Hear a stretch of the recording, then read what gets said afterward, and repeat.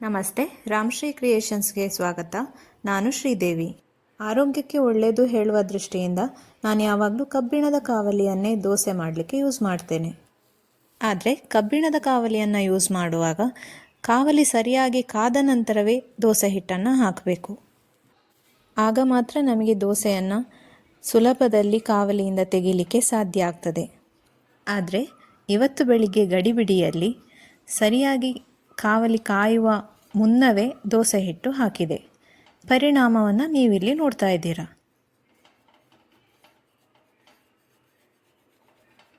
ಹಿಟ್ಟು ಕಾವಲಿಯನ್ನು ಅಂಟಿ ಹಿಡಿದಿರುವುದರಿಂದ ದೋಸೆ ಬೇಗನೆ ಎದ್ದು ಬರ್ತಾ ಇಲ್ಲ.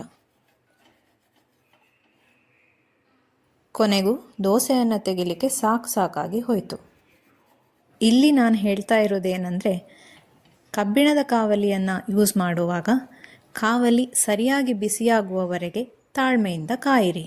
ಇಲ್ಲಾಂದರೆ ನೀವು ಮಾಡಿದ ಪ್ರತಿ ದೋಸೆಯನ್ನು ತೆಗೆಯುವಲ್ಲಿ ಸಾಕಾಗಿ ಹೋಗ್ತದೆ.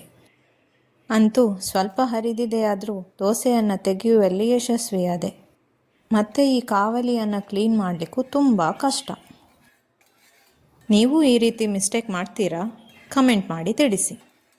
ಹಾಗೆ ನನ್ನ ಚಾನೆಲ್ ಸಬ್ಸ್ಕ್ರೈಬ್ ಮಾಡಿ ಹಾಗೂ ಪೇಜ್ ಫಾಲೋ ಮಾಡೋದನ್ನು ಮರಿಬೇಡಿ. Thank you.